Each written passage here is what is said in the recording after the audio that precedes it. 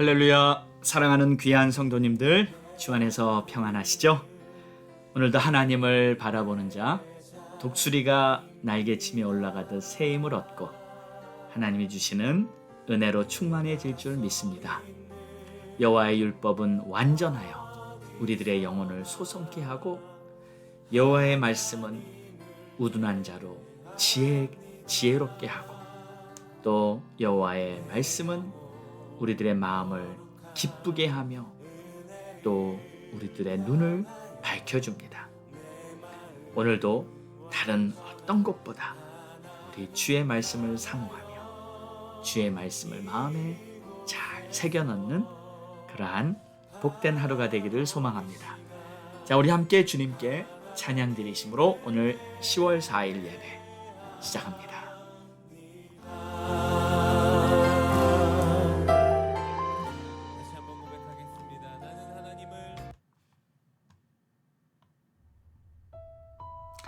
하나님의 부르심. 우리 한 사람 한 사람, 우리 모두는 하나님의 부르심을 받고 이 자리까지 보게 될 줄 믿습니다. 우리 주님 마음 다해 찬양합니다. 하나님의 부르심에는 후회하심이 없네. 내가 이 자리에 선 것도 주의 부르심이라. 하나님의 부르심에는 결코 실수가 없네. 나를 부르신 하나님의 신실하심을 믿네. 작은 나를 부르신 뜻을 나는 알 수 없지만 오직 감사와 순종으로 주의 길을 가리라. 때론 내가 연약해져도 주님 날 도우시니 주의 놀라운 그 계획을 나는 믿으며 살리. 날 부르신 뜻 내 생각보다 크고, 날 향한 계획 나의 지혜로 증명 못하나. 가장 좋은 길로, 가장 완전한 길로 오늘도 날 이끄심 있네.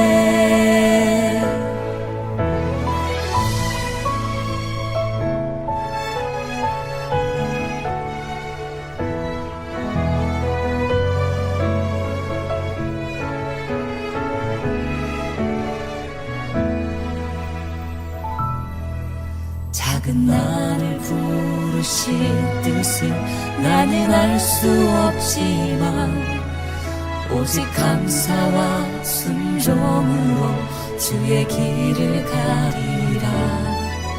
때론 내가 연약해져도 주님 날 도우시니 주의 놀라운 그 계획을 나는 믿으며 살리.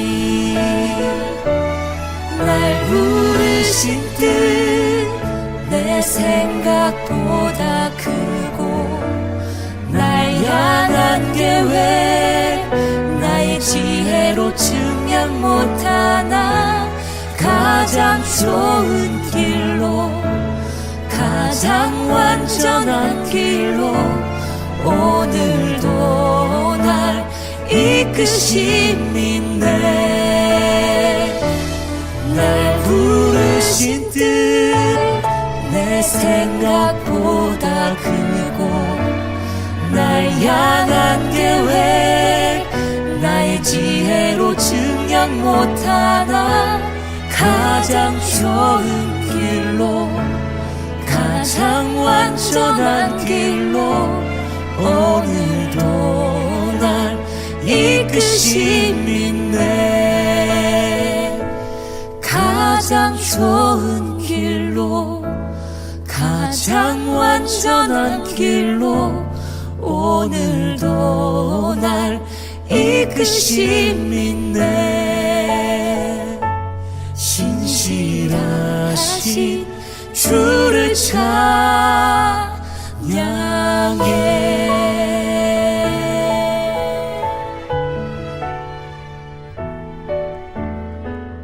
아멘. 하나님 감사합니다.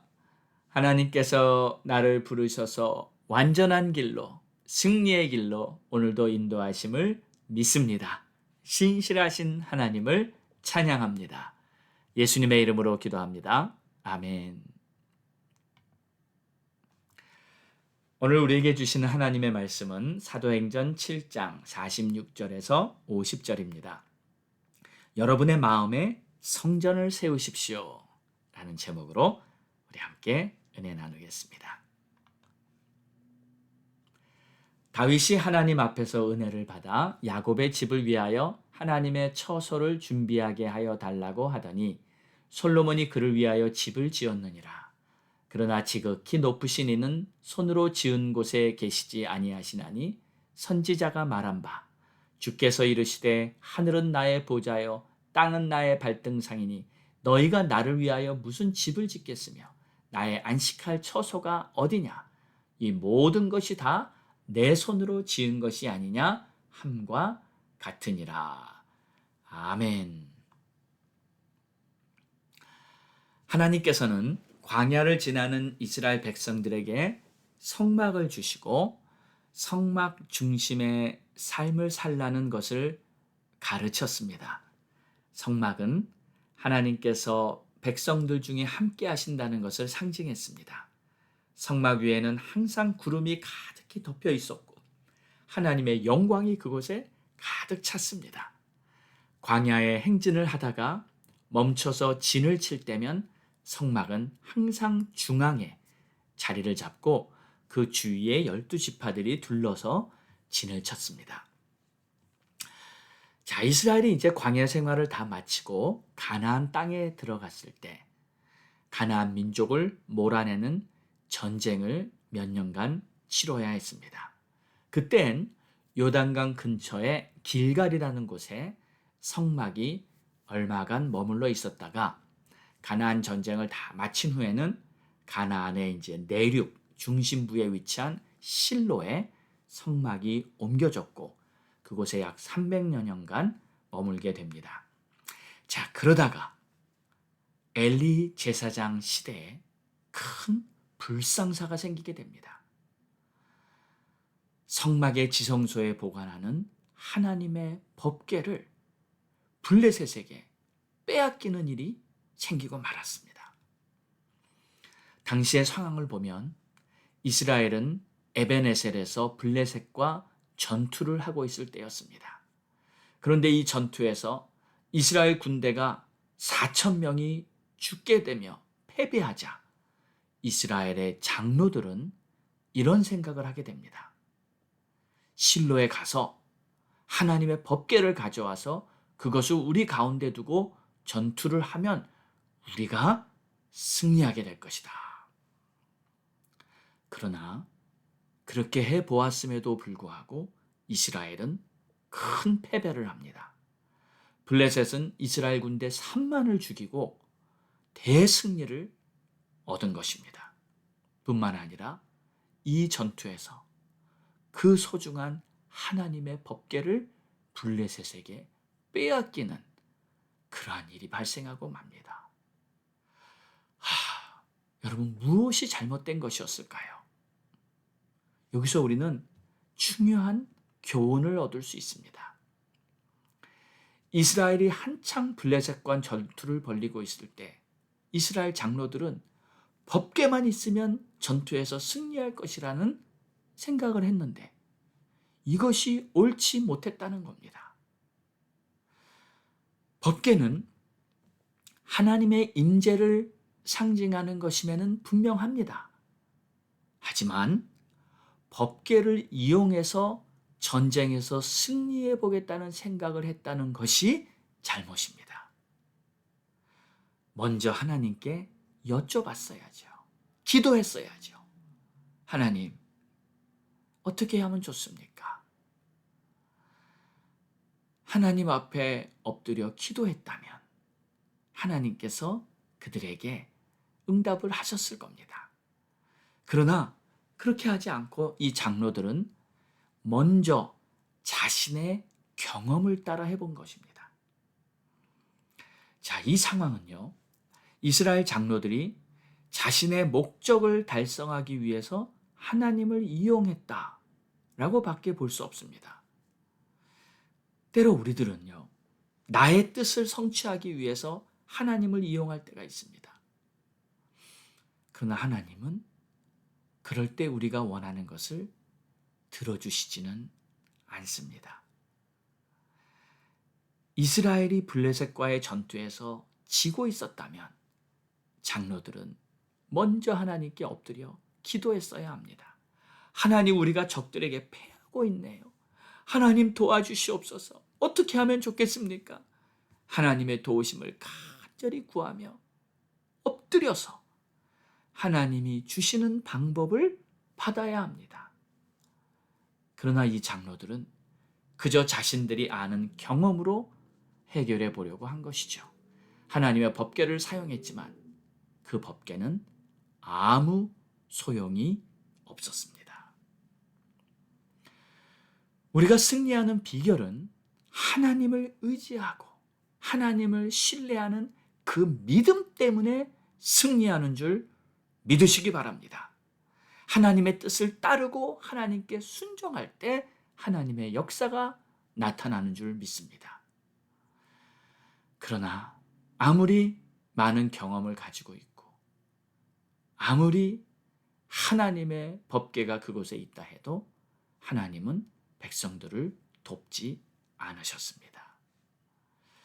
자, 오늘 말씀을 보면요, 이제 성막 시대가 끝나고 성전을 건축하는 내용이 나옵니다.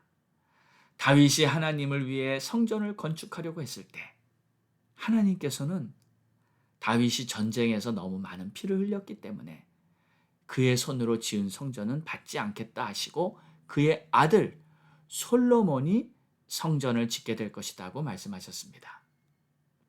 솔로몬은 하나님을 위해 최상의 재료로 최상의 성전을 짓게 됩니다.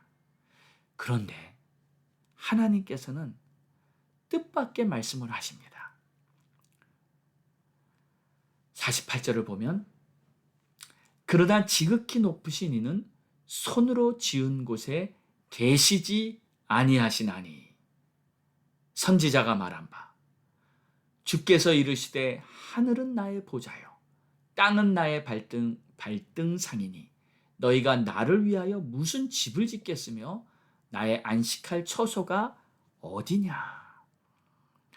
무슨 뜻입니까? 아무리 아름다운 성전을 지었다 할지라도 그 성전 자체가 하나님이 계시는 곳을 의미하는 것은 아니라는 겁니다. 하나님께서는 하늘을 보좌 삼고 땅을 발등상 삼을 정도로 크고 무소부재하신 분입니다.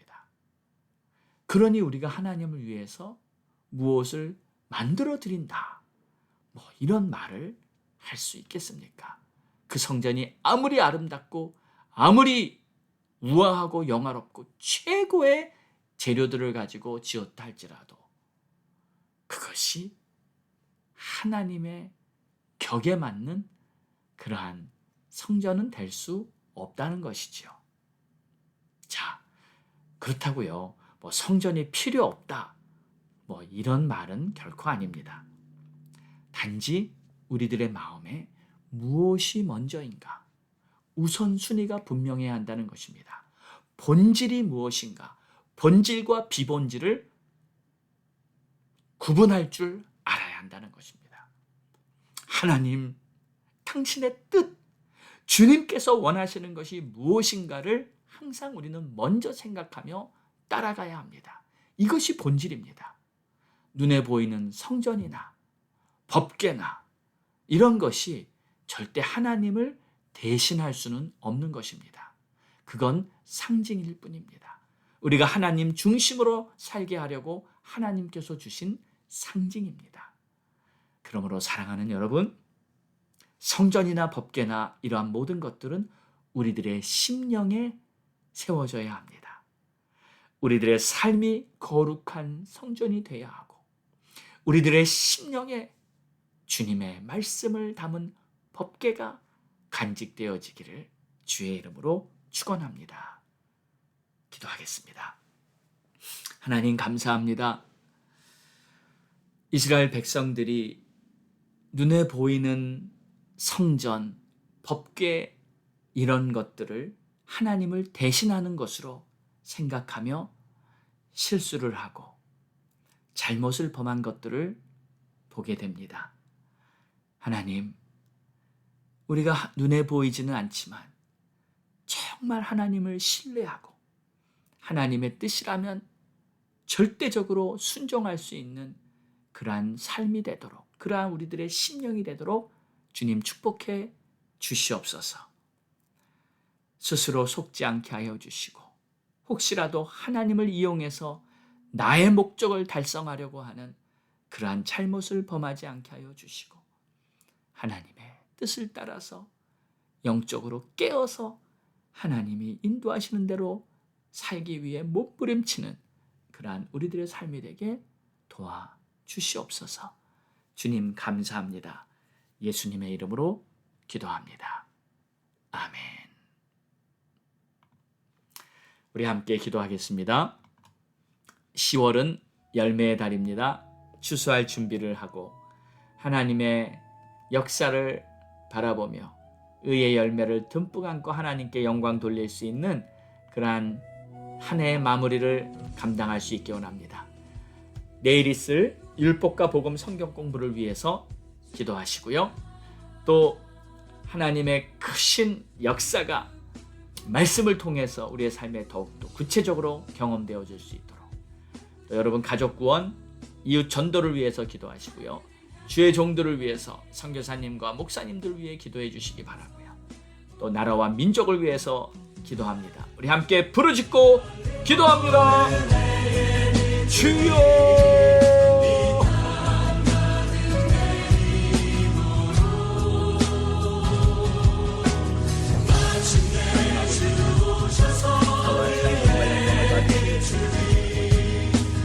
하나님 앞에 나와 아버지 앞에 특별히 멀리시고 기도합니다.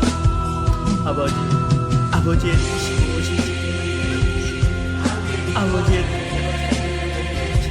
뜻대로 간절한 영적 공부를 위하여 주시고 하나님의 이름을 부르고 내가 주를 더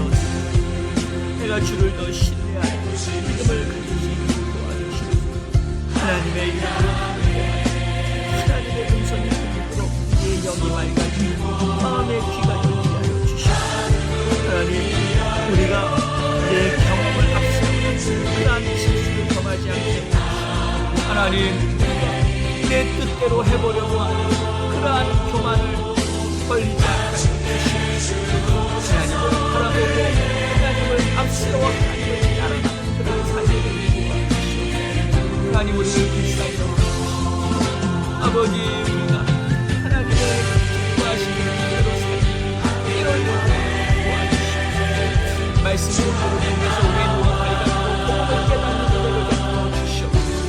가족 구원을 위해서 또 자녀들을 위해 기도하고 하나님의 은총을 베풀어 주시옵소서. 자비와 긍휼을 베풀어 주시옵소서. 하나님 또 간절히 바라오고 아버지의 우리 자녀들 또 하나님 마음이 완악하고 각각하고 교만한 하나님께서 불쌍히 선교사님과 목사님들을 기도하고 아버지 역사여 주시고 영원히 원해를 대하게 도와주시고 아버지 하나님 전도의 문을 여시고 선교의 문을 확정을 하고 주시고 아버지 하나님 하나님의 복음을 아버지 미국 땅과 조국 대한민국 아버지 미국 땅으로 축복하시고 이 땅이 새롭게 미국 땅이 아버지 다시 한번 하나님의 나라의 빛이 희망으로 하나님의 빛이 희망으로 회개의 역사가 일어나고 회복의 역사가 일어나게 하여 주시옵소서. 하나님께서 기뻐하시는 놀라운 일들이 이루어지게 하여 주시고 우리 조국 대한민국에도 하나님께서 역사하시는 놀라운 부흥의 새 바람이 일어나게 하여 주시옵소서. 그리하여 남북이 복음으로 통일되어 마지막 대추수 작업에 우리 한국 민족이 귀하게 쓰임받는 놀라운 역사가 있게 하여 주시옵소서. 감사하며 이 모든 말씀 우리를 구원하신 예수 그리스도의 이름으로 간절히 기도드렸사옵나이다. 아멘.